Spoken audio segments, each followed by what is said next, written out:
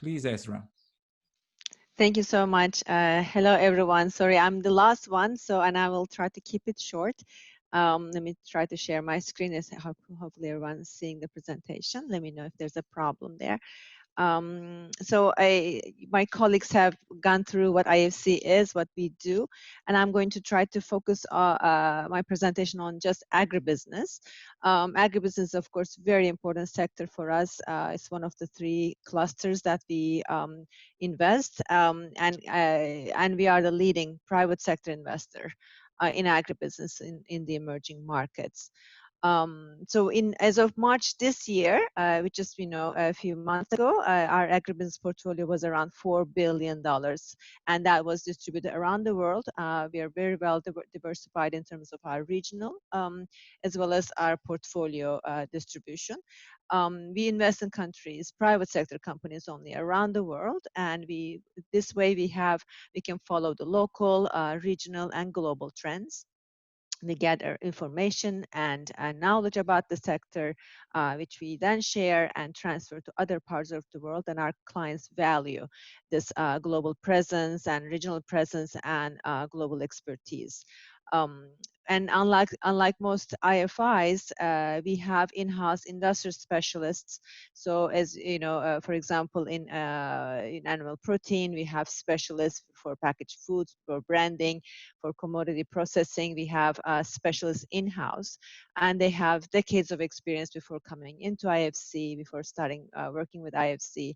And when they go meet the clients, they share that expertise with them. So this is all in one package as part of the financing, which we bring to the table, as well as our ENS specialist. And we are at the forefront of ENS sustainability around the world, and our clients really value that toolkit, that expertise, which we bring to the table. So we define agribusiness holistically from farm to fork, and anything that you eat or drink, we have in our portfolio. We cover all phases of the value chain, from food crops and cash crops to processing, primary processing, secondary processing, packaging, retail, and distribution. Um, and primary processing and commodities take about majority of our portfolio right now, and processing packaged foods and beverages about 20%. Our agribusiness strategies fall under three categories. We try to increase food security, improve food security, affordability, and the availability of nutritious food in all of our investments. And we try to also attain inclusivity. With that, we mean supporting the SMEs, farmers, women, and help them integrate into the economy. And our core pillar is sustainability. And with that, we don't just take it lightly. We are very serious about every project that we do. Every project that we finance is sustainable and has no impact on the environment and the social aspects. So we try to pay close attention to that. You have seen similar slides by my colleagues. Yes, we do have $4 billion right now committed, invested in several regions and subsectors. I would like to actually focus on the packaged foods and beverages in this presentation, which is growing quite fast, especially in emerging markets compared to the developed markets. And these companies value the whole food chain, upstream and downstream. Right now, we have about 60 companies that we have in our portfolio in the packaged foods and beverages, and for the total exposure of $650 million. I would like to give some examples. I'm not going to be able to go into detail of each and every one of them. But what I'm going to say is that we do invest in, of course, these packaged foods and beverages are mostly local market focused, but we do invest in companies who are expanding regionally and globally. So if, right now we do about $3.5 billion of agribusiness investments every year. We will, get to know the numbers for this year, which just closed 2 days ago, very soon. But out of which $2 billion is from our own account, which is about 20% of all IFC's investments every year.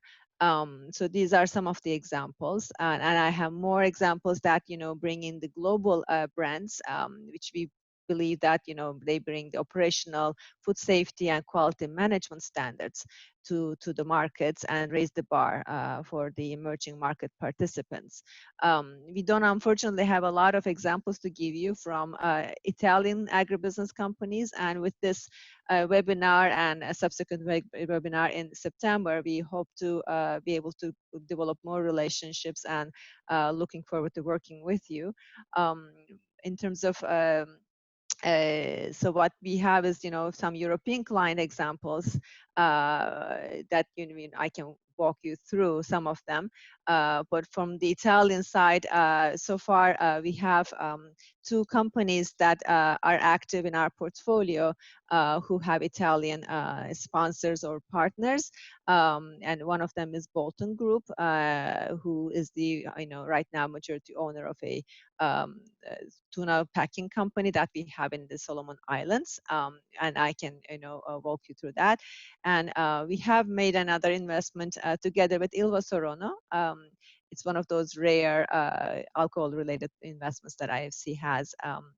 But beyond that, we would like to develop more relationships, of course, with agribusiness companies in Italy.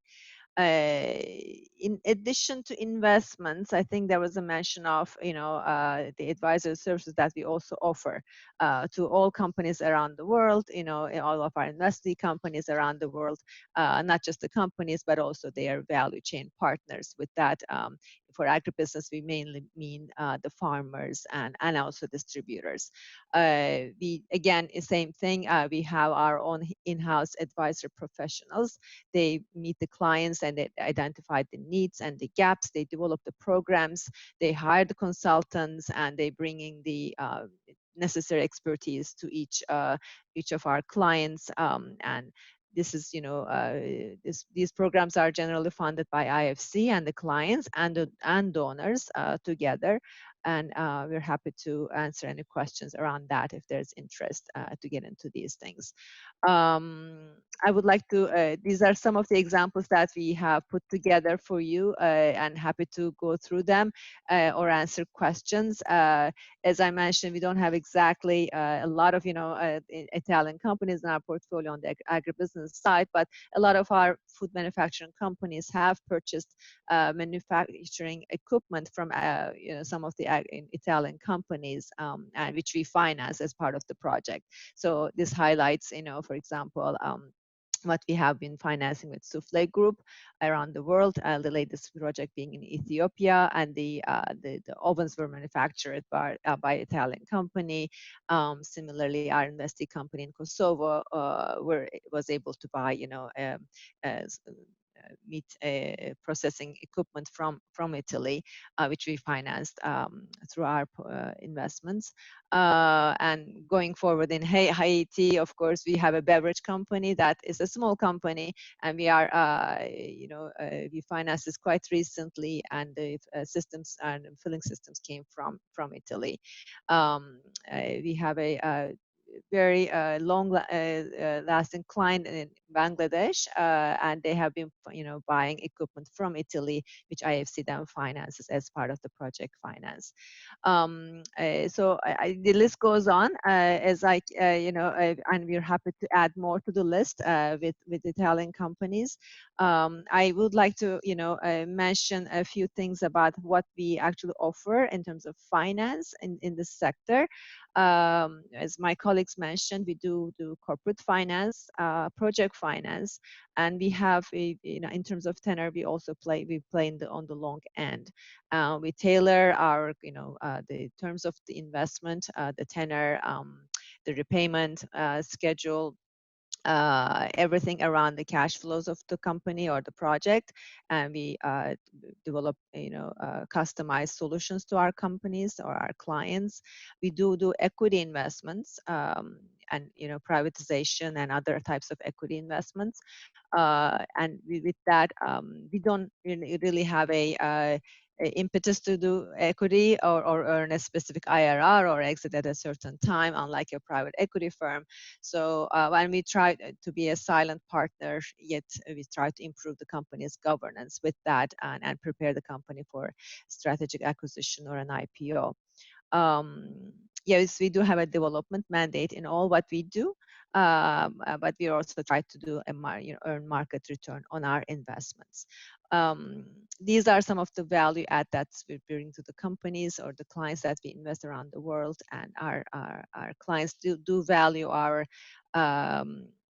long-term view.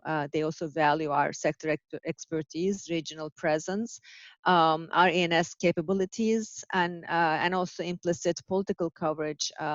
In sometimes we bring to the to some of our clients. We are flexible, we're open-minded, and we would like to learn your challenges and see how we can work with you and help you access emerging markets. Thank you. Thank you